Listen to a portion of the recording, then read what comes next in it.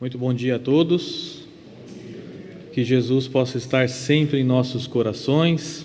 É uma alegria muito grande, uma emoção muito grande estar retornando hoje aqui nesta casa, no Centro Espírita Allan Kardec, de forma presencial, para nos encontrarmos, para trocarmos informações, para trocarmos conhecimento e sabermos um pouco mais desse Evangelho maravilhoso, que é o Evangelho de Jesus, traduzido de uma forma mais dinâmica através do Evangelho segundo o Espiritismo de Kardec, onde os Espíritos de luz nos trazem informações a respeito de como conhecer, como interpretar, como ler o Evangelho de Jesus. E hoje, para que a gente possa continuar estudando o Evangelho de Jesus e falando a respeito do Evangelho segundo o Espiritismo, eu selecionei um capítulo muito importante para que nós pudéssemos estudar. Capítulo 5 do Evangelho segundo o Espiritismo, Bem-aventurados os aflitos. É um capítulo inteiro, interessante que ele é o capítulo maior do Evangelho segundo o Espiritismo. Ele é o que tem mais itens, é o que tem mais páginas, é o que tem mais conteúdo do Evangelho segundo o Espiritismo. E engraçado porque ele é um capítulo que nos fala sobre como lidar com o sofrimento, como lidar com as dores. Então a gente vê de uma forma interessante que Kardec nos coloca de uma sequência lógica para compreendermos os motivos que nos traz tantas aflições, tantas dores, tantos sofrimentos. Quais são as causas desses sofrimentos? Por que sofremos? De onde esses sofrimentos vêm? Será que vão nos acompanhar durante toda a encarnação, durante toda a vida? Ou será que vai chegar um momento em que eles vão se acabar? Será que o nosso planeta, ele é próprio para aqueles espíritos que precisam passar por sofrimentos? E o mais importante, é uma pergunta até estranha de se fazer, mas o sofrimento existe? A dor existe? Ou será que nós a encaramos de uma forma que nos traz dor e sofrimento, quando na realidade não é isso que nós temos em nossas vidas? Então a ideia nossa hoje é trabalhar todos esses itens para que a gente consiga entender um pouco mais a relação da nossa vida com as dores e com os sofrimentos. No capítulo 5, Kardec abre com uma bem-aventurança de Jesus. Bem-aventurados os que choram, porque estes serão consolados. A gente sabe que as bem-aventuranças foram ditas no Sermão do Monte. Quando Jesus subiu ao monte, ele então começou o seu sermão maravilhoso, proferindo as bem-aventuranças. E bem-aventurados os que choram é uma dessas bem-aventuranças. E quando a gente fala de bem-aventurança, do que nós estamos falando? A palavra bem-aventurança, ela pode ser traduzida como sorte daqueles, ou abençoados aqueles, bem-aventurados aqueles que choram. Agora, como que pode ser sorte, como que pode ser abençoado aquele que chora? Porque o que chora está sofrendo. Aquele que chora está passando por dores. Aquele que chora está passando por situações que não gostaria de estar passando, então ele chora. Bem-aventurados os que choram, felizes são aqueles que choram. Então é um pouco difícil da gente aceitar a felicidade daquele que sofre, né? A bênção daquele que sofre. Como que pode ser isso? O que Jesus está querendo dizer com isso para a gente? Então a gente vai entender que, na verdade, a palavra bem-aventurança, quando a gente vai estudar o Evangelho de Jesus e quando a gente vai aprofundar mais os nossos estudos, a gente descobre que a palavra lá do hebraico que traz os bem-aventurados, na verdade, é uma palavra que é traduzida de uma forma diferente. A palavra do hebraico é ashre, que significa manter-se em marcha, manter-se firme. Agora vamos trocar, em vez de bem-aventurados, como veio a tradução para a gente da história, vamos colocar a palavra que vem lá do hebraico. Mantenha-se em marcha, mantenha-se firme você que chora. Aí começa a fazer mais sentido, porque Jesus está nos dizendo para nos mantermos firmes. Nós que passamos por dores e por sofrimentos, que nós possamos nos manter firmes. Mantenha-se firme você que chora, porque você vai ser consolado. Mantenha-se firme você que sofre, porque você vai ser consolado. Você vai receber a consolação necessária. O próprio Evangelho de Jesus já é uma forma de nos consolar. Quando Jesus nos fala a respeito da necessidade que nós temos do aprendizado do amor, da necessidade que nós temos do aprendizado das nossas dificuldades, para nós olharmos para nós mesmos e nos compreendermos. É isso que o Evangelho traz, a boa nova de Jesus traz, toda essa necessidade de conhecimento. Agora, quando a gente fala para manter-se firme aquele que chora, nós estamos dizendo para não desistir, nós estamos dizendo para não sucumbir perante a dor. Não se desespere, você que chora, mantenha-se firme, mantenha-se na marcha, porque você vai receber o consolo necessário. E aí vem a doutrina espírita, vem o Evangelho segundo o Espiritismo, de uma forma maravilhosa nesse capítulo 5, nos falar a respeito das causas das aflições, dos motivos das dores e dos sofrimentos que nós temos em nossas vidas. Então, essa bem-aventurança nos convida a termos força, essa bem-aventurança nos convida a termos fé, a termos resignação perante as dores e sofrimentos, para que nós possamos enfrentá-las e passar por elas. O psicanalista Carl Jung, ele fala a respeito do sofrimento funcional. O sofrimento funcional que ele traz na sua psicologia, ele fala a respeito do uso do sofrimento para o nosso aprendizado, do uso do sofrimento para que nós possamos não mais passar por ele. Então olha que interessante, eu aprendo com aquela dor, eu aprendo com aquele sofrimento e não passo mais por ele depois. Eu, uma vez que já passei por esse sofrimento, entendi o que o causou, entendi o que o motivou e eu não vou mais agir para que esse sofrimento volte para a minha vida.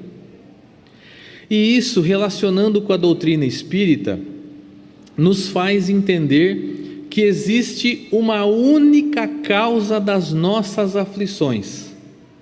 Essa causa não está em ninguém externo. Esta causa não está em nenhum ser simbólico. Essa causa não está em nenhum ser maligno. Essa causa não está em nenhum símbolo que possam ter trazido para nós durante toda a história da humanidade para dizer a culpa é dele. Não. Até porque, quando a gente começa a entender as questões das palavras, a gente começa a ver que realmente não tem muito sentido. Por exemplo, muitas pessoas culpam o sofrimento da causa do diabo. Foi o diabo, ele que me atentou e que me fez cometer um engano, estou sofrendo por causa do diabo.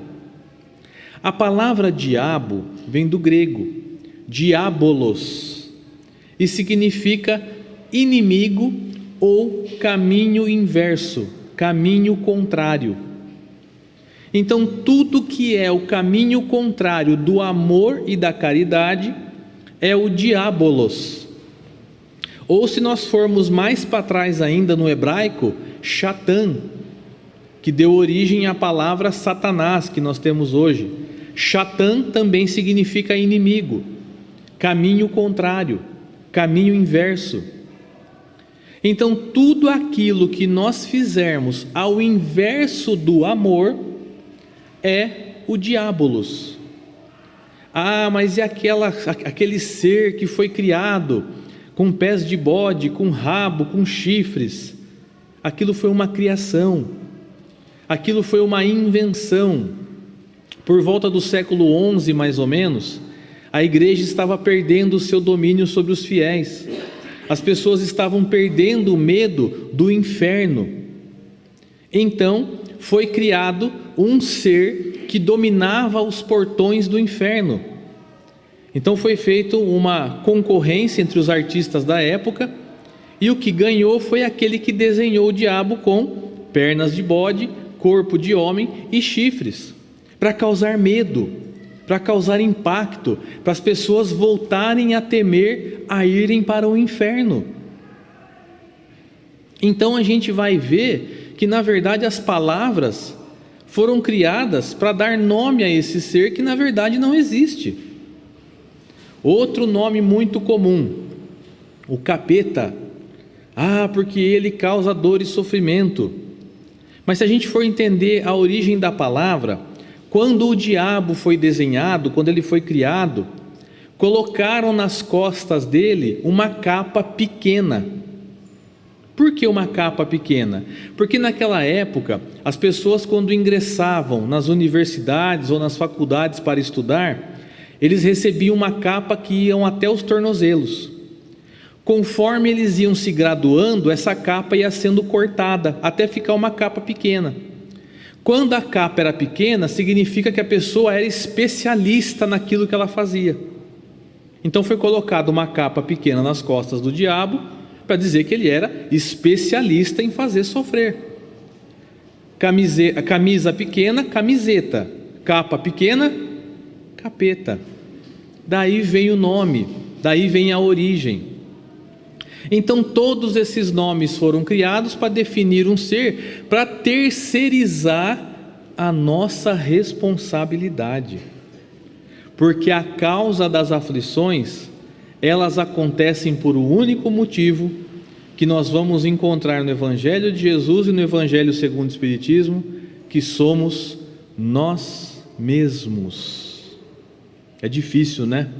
É complicado aceitar que eu sou o criador dos meus sofrimentos, eu sou o arquiteto da minha vida, eu sou o engenheiro da minha existência, eu sou aquele que define o que eu vou receber nas minhas existências. Mas como assim?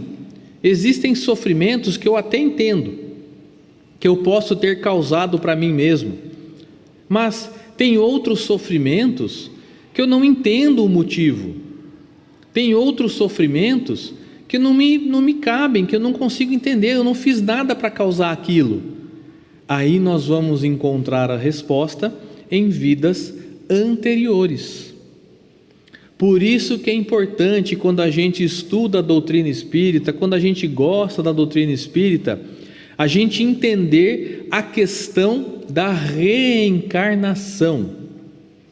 Reencarnar, passar novamente pelo processo de encarnação, encarnar uma nova existência. Como que funciona basicamente o processo de reencarnação? Quando nós desencarnamos, nós vamos passar por um processo de reabilitação no plano espiritual, porque nós estávamos vivendo no plano físico, com um corpo físico, de repente nós vamos passar por um outro lado, para o lado espiritual, e lá nós não vamos ter mais o nosso corpo físico, o corpo físico fica aqui na terra, volta para a natureza, o espírito não. O espírito, ele continua vivendo no plano espiritual. E lá nós vamos passar por um processo de readaptação.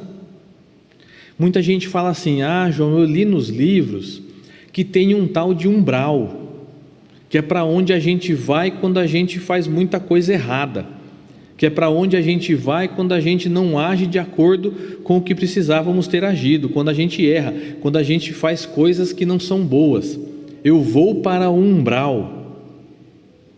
Aí quem lê o livro Nosso Lar verifica que o André Luiz começa narrando já que ele se encontra nesse lugar, nesse umbral, onde espíritos passam gritando que ele era um suicida, onde ele vê um charco molhado e fétido onde ele passava, uma visão horrível de lugares terríveis. E a gente começa a achar que existe um lugar geográfico para onde eu vou se eu for uma pessoa ruim. Isso é a tendência que nós temos dos séculos, que nós acreditamos no inferno. Porque se nós somos seres reencarnantes, se nós somos espíritos que estão vindo de acordo com os milênios, eu há 2 milênios atrás, nesses últimos 2 milênios, acreditava no inferno. Acreditava que se a pessoa fosse ruim, ela ia para o inferno, se ela fosse boa, ela ia para o céu. E isso era para sempre. No inferno sofrendo, aí tem vários tipos de inferno, né? Tem o inferno com fogo, tem o inferno com gelo, tem o inferno com mármore queimando, tem diversos tipos que vieram de acordo com as culturas. Tem o Hades grego e assim por diante. E tem o céu, que é o lugar onde vão as pessoas boas, que vão ficar eternamente tocando harpa e contemplando as belezas. Cá comigo, gente, os primeiros 5 anos até vai, né? O duro é ficar a eternidade vendo tudo isso, tocando harpa na eternidade, vendo as coisas bonitas na eternidade inteira. Chega uma hora que você fala, não, eu quero animação, eu quero fazer alguma coisa. Não, você não precisa trabalhar, não precisa fazer nada. Então esse conceito que nos acompanha de céu e inferno, na verdade ele precisa ser diluído, porque as pessoas boas e as pessoas que não cometeram ações boas vão para o mesmo lugar, para o mesmo plano espiritual. O que vai diferenciar o estado de cada um é a sua consciência. Os que fizeram o bem vão estar com a consciência tranquila. Os que erraram muito durante toda a encarnação, aqueles que estão ainda presos a coisas materiais, esses vão passar um sofrimento ainda um pouco maior. Porque na realidade ninguém vai para o umbral. Como funciona o umbral? Vamos falar para a gente entender um pouco dessa questão desse tão falado umbral. Umbral é uma palavra que significa limiar, passagem. Então, por exemplo, a passagem daqui deste salão para o lado de fora é aquela porta que nós estamos vendo aqui do lado. Ela é o limiar, ela é o umbral entre os 2 planos. Então, se existe o plano físico e existe o plano espiritual, quando eu fizer a passagem, eu vou passar por onde? Pelo umbral, pelo limiar, pela passagem. Agora, se eu sou uma pessoa que buscou fazer coisas boas, que não se viciou, que não buscou as coisas materiais tão somente, que cuidou do espírito, que cuidou da caridade, do amor, eu vou passar para o plano espiritual quando eu desencarnar e não vou ficar preso na passagem, eu vou passar direto para o plano espiritual. Aí lá eu vou encontrar cidades espirituais, onde eu vou ser recebido pelos meus parentes, pelos meus amigos, pelos meus irmãos, pelos meus pais que já foram antes, aí tudo bem. Agora, aquele que cometeu enganos, aquele que se viciou, aquele que ficou preso nas maldades, que ficou preso no que era físico somente, ele vai para o plano espiritual do mesmo jeito, só que a sua consciência vai ficar presa. A sua consciência vai ficar como se fosse acimentada, parada naquela situação, naquele sofrimento. E aí vão existir vários espíritos que vão estar na mesma situação. E através do pensamento eles criam situações. Eles criam lugares, eles criam cheiros, eles criam vozes. São espíritos que estão presos juntos na mesma dor e no mesmo sofrimento. Então, na verdade, ninguém vai para o umbral. Todos nós passamos pelo umbral. Só que o nosso estado de espírito é que vai definir quanto tempo nós vamos ficar lá. Ah, mas como é que eu faço para não ficar muito tempo no umbral? Aí é que entra a renovação espiritual que nós precisamos fazer nas nossas vidas. A transformação espiritual, a regeneração dos nossos espíritos, a chamada reforma íntima. Reformarmos-nos intimamente, mudar os sentimentos que nós temos, que ainda são inferiores, para sentimentos superiores. Porque a gente costuma ver, mas quais são os sentimentos inferiores que a gente tem? Orgulho, inveja, vaidade. Não são? Todo mundo aqui está livre do orgulho? Não, né? Todo mundo está livre da vaidade? Não. Todo mundo está livre da inveja? Não, nós ainda temos esses sentimentos dentro de nós. Só que nós estamos fazendo um esforço muito grande para transformar esses sentimentos, transformar o orgulho em humildade, transformar a inveja em bem-querer para o outro, transformar o ódio que nós podemos ter ainda em nossos corações em amor para o próximo, em perdão. Esse é o sentido da reforma íntima. Esse é o necessário que nós temos que fazer para transformar a nossa existência. E qual é a única encarnação que dá para a gente fazer isso? Nessa atual que nós estamos vivendo. Nas encarnações que já se passaram, não dá para mexer mais, já foi. Nas encarnações que vão vir pela frente, não tem como a gente fazer nada ainda. Eu preciso fazer nessa encarnação, eu preciso fazer nessa existência. É aqui que nós precisamos agir para nos transformarmos. E qual é a proposta do Evangelho de Jesus? É essa transformação. Jesus nos ensina a todo momento a necessidade que nós temos de transformar os sentimentos, de arrancar de dentro de nós os sentimentos inferiores, cultivar cada vez mais os bons sentimentos, os sentimentos superiores. Porque nós estamos ainda numa gangorra. Tem hora que nós somos extremamente humildes e conseguimos agir bem dentro da humildade. Tem hora que o orgulho pega. Tem situações que a gente não consegue agir. E aí, como que nós ficamos? Então, quando a gente fala que nós somos os responsáveis pelos nossos sofrimentos, é disso que nós estamos falando. Toda a ação que nós realizarmos, ela vai ter uma resposta por causa da lei de ação e reação, lei de causa e efeito, ou então chamada lei de responsabilidade. Como funciona essa lei de causa e efeito, a lei de ação e reação, de responsabilidade? Todo o bem que eu faço para o próximo, eu fico responsável pelo bem que eu cometi e fico ligado a esse bem. E eu vou colher tudo que vier em respostas desse bem que eu cometi, que eu fiz. Quando eu pratico uma atitude não boa, ou quando eu cometo o mal, ou ainda a gente pode chamar, cometi um pecado. Da onde vem a palavra pecado? A palavra pecado vem lá do hebraico também, ratá, que significa errar o alvo. Errar o alvo. Então, na verdade, quando eu erro o alvo, quando eu faço alguma coisa fora do alvo do amor, fora do alvo da caridade, eu errei o alvo. Eu errei o alvo daquilo que eu estava fazendo. Eu cometi um pecado.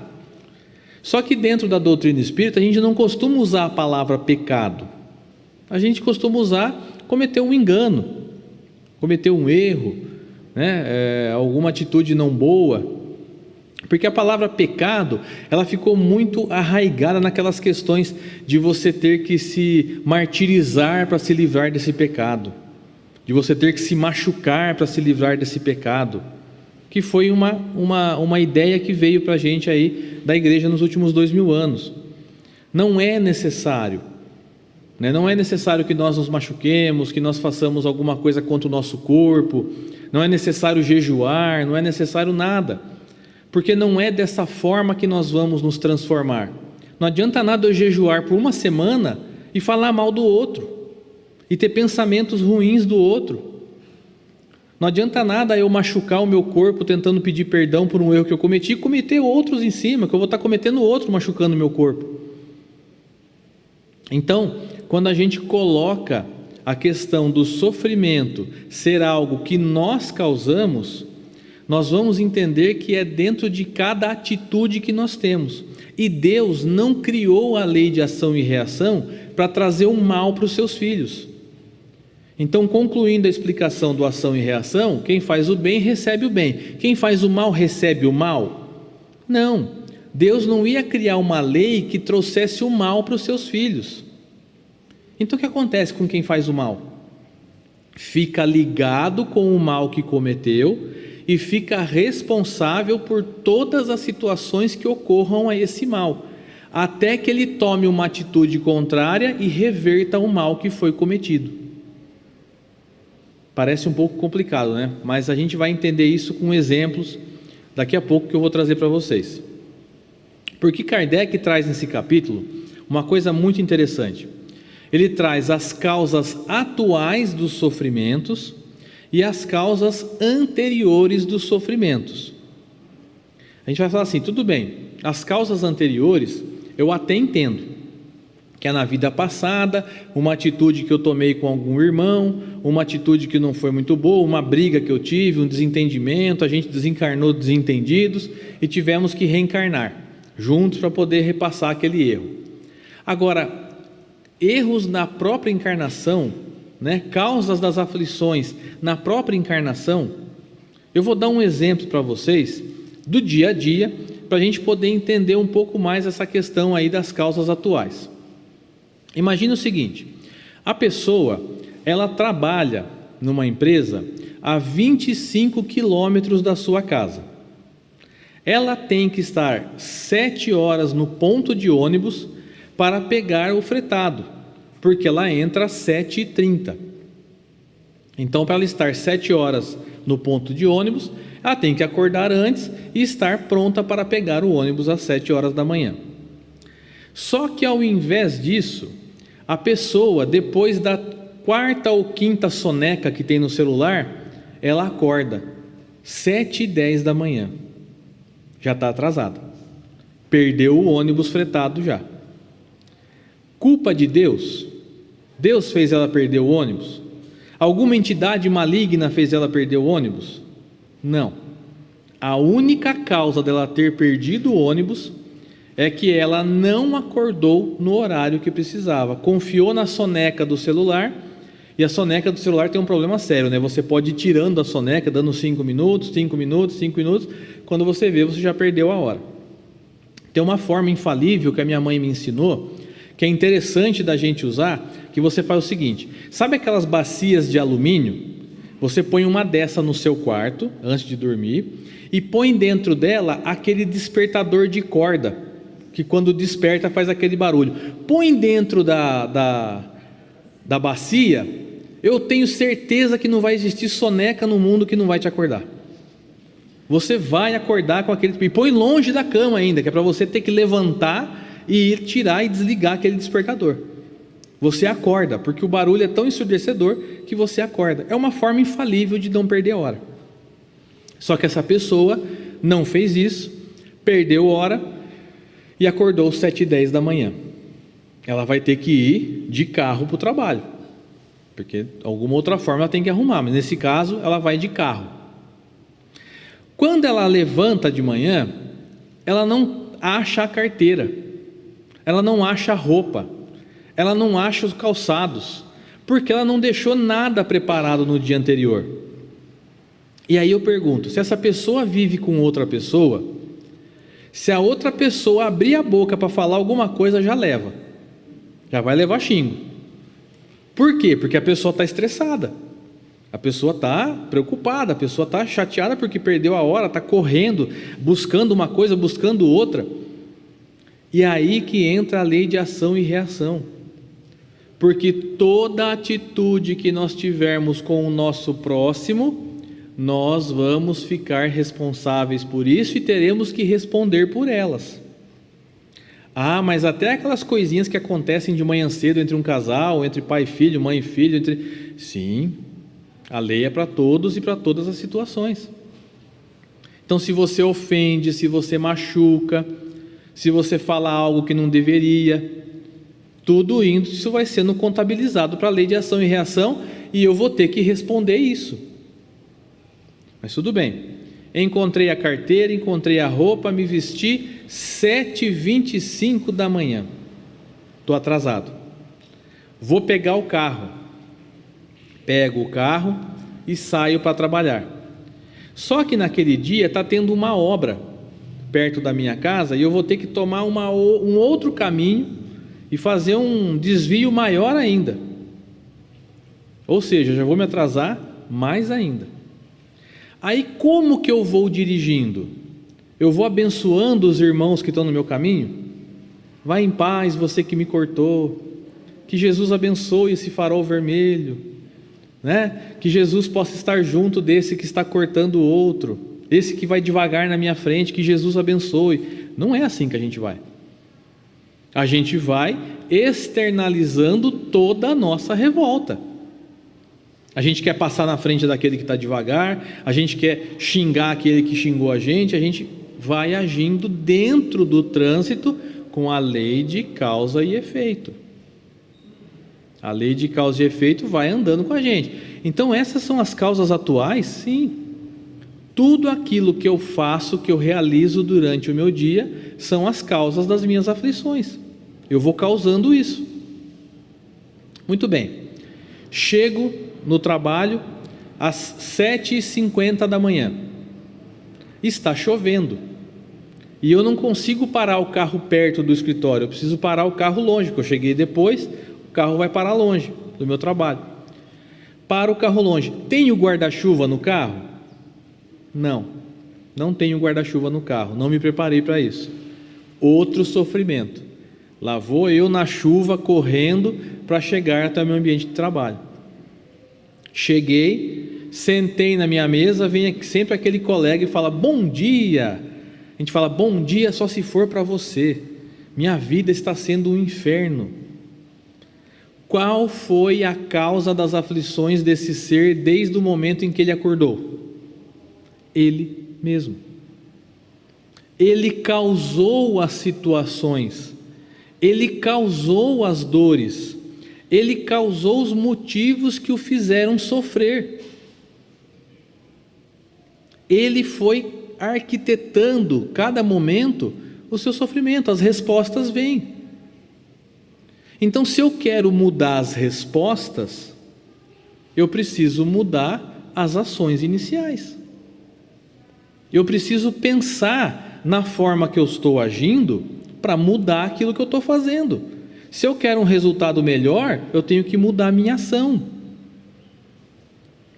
Se eu quero que as pessoas me vejam como uma pessoa organizada, como uma pessoa séria, como uma pessoa que está levando a sério as coisas, eu preciso agir para isso. Agora, isso acontece o tempo todo com os nossos sentimentos. Porque imagina na hora que você está dirigindo. Imagina que você está numa rua daqui de Campinas, numa avenida movimentada, você para no semáforo, passa um ser do seu lado e leva embora o seu retrovisor.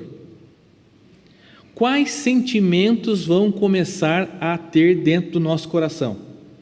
De novo, vai em paz, meu irmão, que Jesus te abençoe. Não vai ser esse sentimento.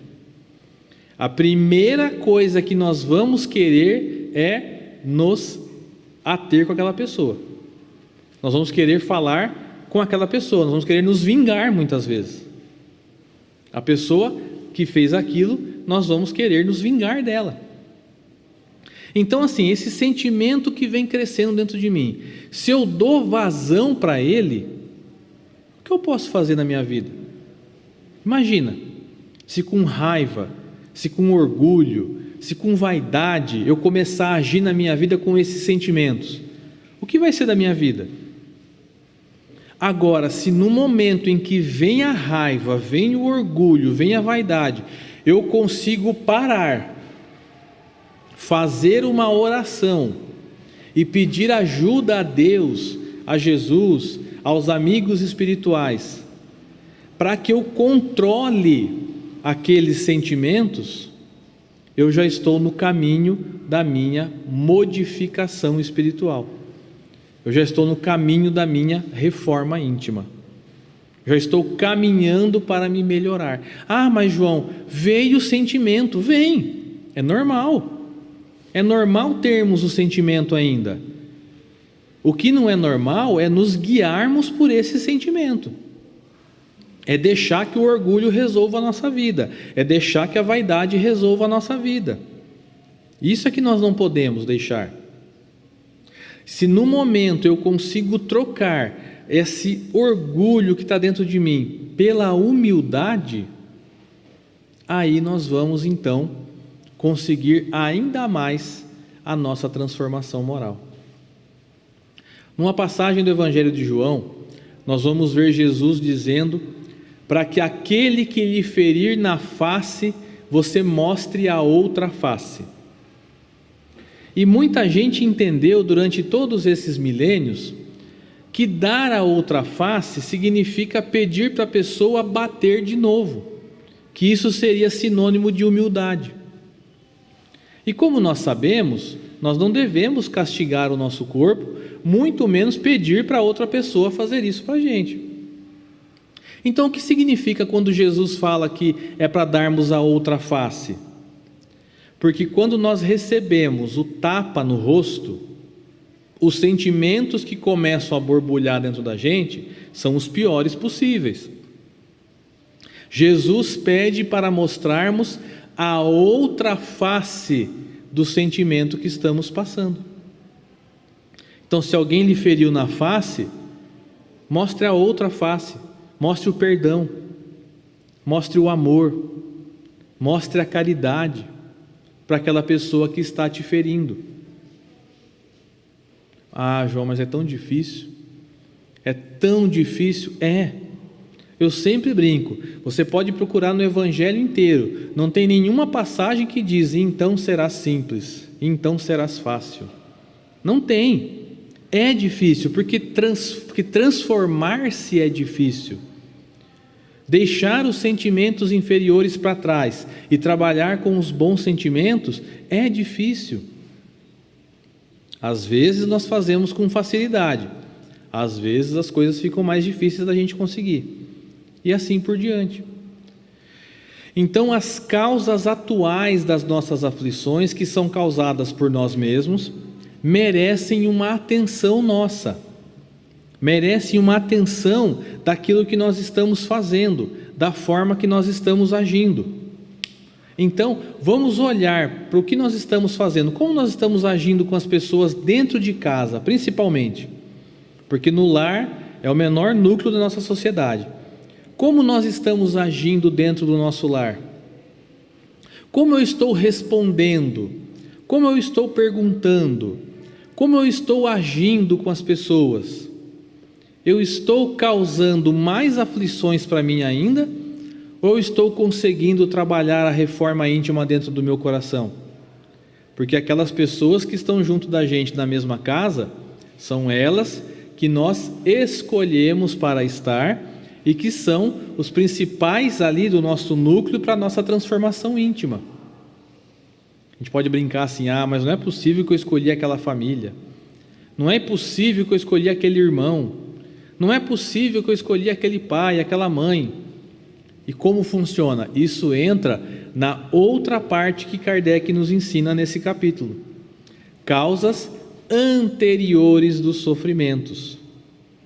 Nós, em encarnações passadas, pudemos ter dificuldades com essas pessoas, com esses espíritos, podemos ter feito mal para elas, ou elas terem feito mal para nós, e então nós recebemos uma nova encarnação onde vamos estar juntos para melhorarmos aquela relação, para acabarmos com as rusgas, com os sofrimentos que tiveram da encarnação passada, para criar novos laços na nova encarnação.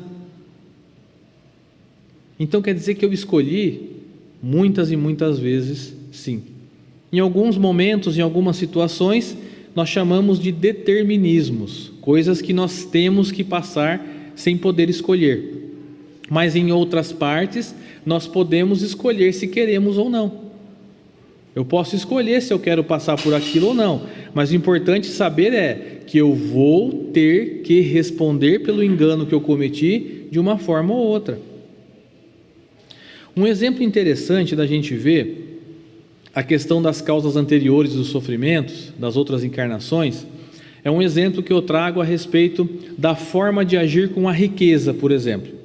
E aí a gente vai entender o que é o planeta de provas e expiações que nós vivemos. Nós sabemos que o planeta Terra é um planeta, como a doutrina espírita nos ensina, de provas e expiações. Todos os espíritos que nascem aqui passam por provas e por expiações. Então, como funciona? Imagine que a pessoa encarnou e ela recebeu a oportunidade de ter uma grande riqueza material. Seja por herança, seja por trabalho próprio dela, enfim, ela herdou uma grande quantidade de dinheiro. E qual é o objetivo daqueles que têm grande quantidade de dinheiro? É fazer com que esse dinheiro movimente, auxiliando a sociedade, para que as outras pessoas possam participar desse dinheiro, não dividindo para todos de forma igual, porque isso no nosso planeta não funciona ainda. Não existe isso no nosso planeta ainda, porque daqui 10, 15 anos teríamos ricos e pobres novamente. Mas ele fazer com que através do seu dinheiro as pessoas possam trabalhar e participar desse dinheiro também, da evolução, da transformação física do planeta. Então auxiliar em pesquisas médicas, em pesquisas tecnológicas, em pesquisas científicas, fazer com que o planeta se desenvolva. Só que ao invés disso, essa pessoa literalmente sentou no seu dinheiro. Egoísmo, ficou tudo para ela. E pior do que isso ainda, ela arrasou, ela destruiu aqueles que precisavam dessa fortuna, que precisavam trabalhar junto dele. Ele criou situações para todos esses espíritos de dor e de sofrimento. Causou para ele e causou para os outros. Quando ele desencarnar, ele vai passar pelo processo de passagem para o novo plano. Depois de um tempo de bastante desequilíbrio, ele vai retornar às cidades espirituais e vai fazer um encontro com os amigos espirituais para planejar a nova encarnação, porque é assim que funciona conosco. Nós fizemos um planejamento com os amigos espirituais para estarmos aqui hoje. Então, os amigos espirituais falam, os amigos superiores que têm conhecimento nesse planejamento: olha, na encarnação passada você fez bastante coisa errada. Você, além de ter se machucado e criado situações para você, você machucou os outros. Então você vai precisar de uma reencarnação de expiação. Você vai precisar expiar o erro que você cometeu. Expiar no sentido de corrigir. Corrigir o erro que você cometeu. Agora tem um problema. Se você reencarna com a riqueza de novo, você vai correr um risco muito grande. Do quê? De aumentar a sua dor, de aumentar o seu débito.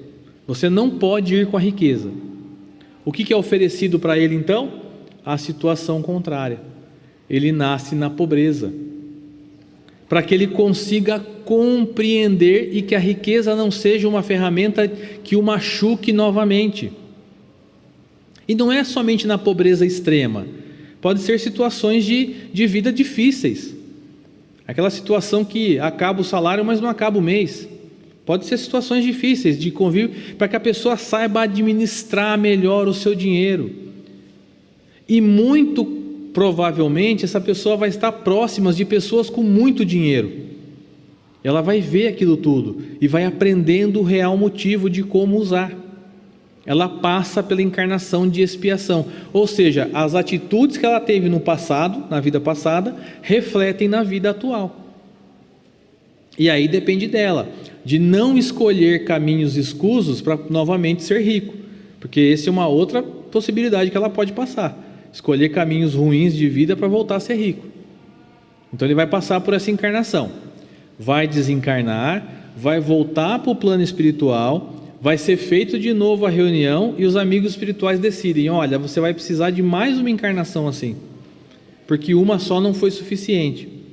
Vamos voltar para mais uma? Ele retorna em mais uma expiação. E assim quantas encarnações forem necessárias. Esse é um exemplo só didático, viu gente? Porque a gente não lida só com uma situação durante a encarnação. A gente lida com várias situações que ocorreram no passado. Mas esse é um exemplo didático. Chega depois da 15ª encarnação na pobreza, os amigos espirituais falam: não, agora você está preparado. Agora você consegue passar por uma encarnação de prova. Qual vai ser a prova? Receber novamente a riqueza. Ele recebe a riqueza naquela encarnação nova para ver como ele vai agir com a riqueza. Se ele vai de novo humilhar os outros, se ele vai de novo ser egoísta, ou se ele vai conseguir trabalhar a riqueza de uma forma leve, de uma forma necessária para a humanidade. Então, a justiça de Deus é essa. Quando a gente acha que está passando por situações que são injustas, na verdade não são injustas. São situações necessárias para o meu aprendizado.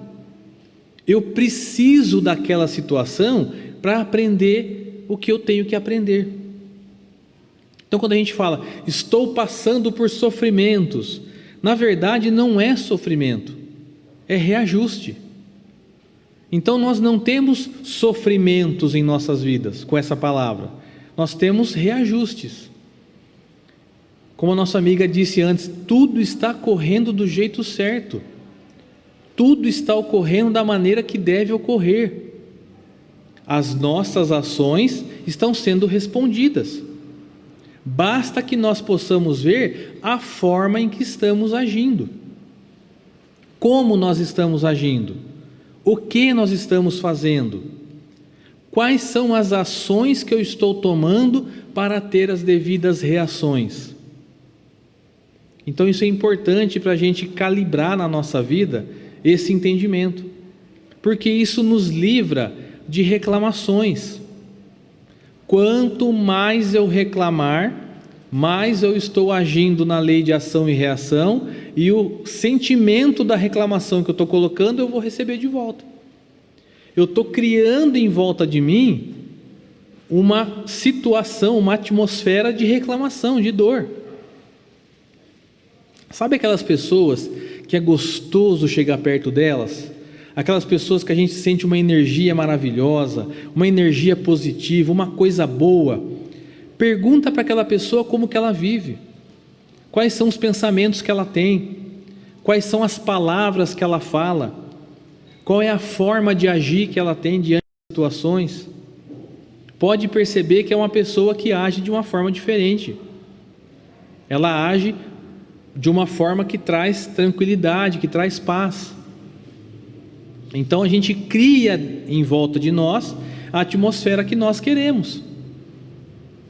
Então, meus irmãos, que nós possamos pensar na forma em que estamos agindo, do jeito que estamos agindo, que possamos passar um filme em nossas cabeças, do que eu estou fazendo, como eu estou agindo com aquela pessoa. Ah, João, aquela pessoa é tão difícil, será que é só a pessoa que é difícil, ou será que eu também estou dificultando um pouco?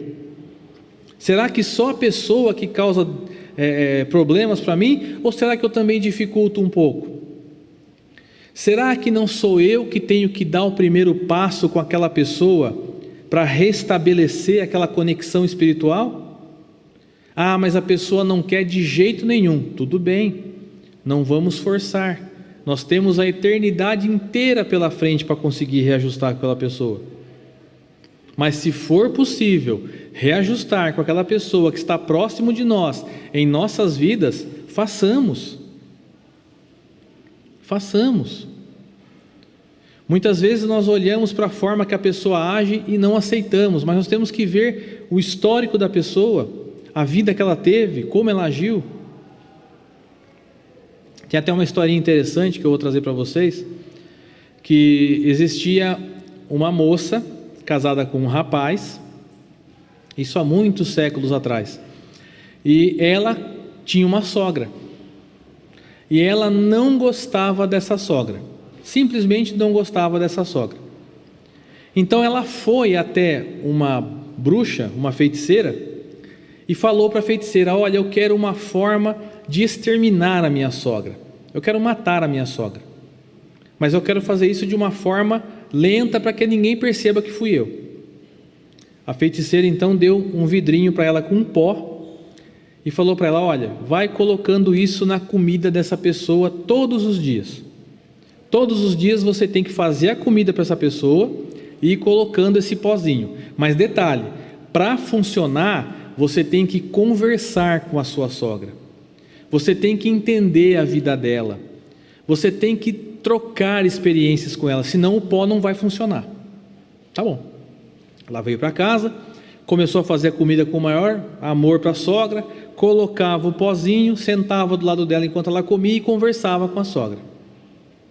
Foi passando o tempo, e ela percebeu que ela não tinha ódio por essa sogra. Ela só não entendia a mulher. Ela só não tinha a ideia da vida que a mulher tinha passado. Ela só não tinha o entendimento do que aquela pessoa tinha sofrido já na vida inteira. E ela começa a gostar dessa sogra. E ela se desespera, fala: meu Deus, eu estou matando ela lentamente. Eu preciso de uma situação em que eu resolva isso, que eu reverta isso. E corre de novo na feiticeira. Ela conta a situação para a feiticeira. E a feiticeira abre um sorriso e fala para ela: minha filha, o que eu te dei foi pó de arroz. Não vai fazer mal nenhum para ela. Mas você precisava se aproximar da sua sogra. Então, quantas e quantas pessoas nós temos que colocar o pó de arroz na comida e conversar com essa pessoa para entender, para nos restabelecermos com essa pessoa, porque é uma ligação que muito provavelmente vem do passado de muitos e muitos séculos. Todas as pessoas que estão próximas a nós são pessoas caras para as nossas vidas. Então, que a gente consiga buscar as causas das aflições em nós mesmos, que nós possamos estudar o Evangelho segundo o Espiritismo, que ele nos traga informações importantes e relevantes para a nossa vida, e que a gente possa encontrar tudo aquilo que veio buscar aqui nessa manhã de domingo. Eu agradeço a todos, muito obrigado, um grande abraço, excelente domingo.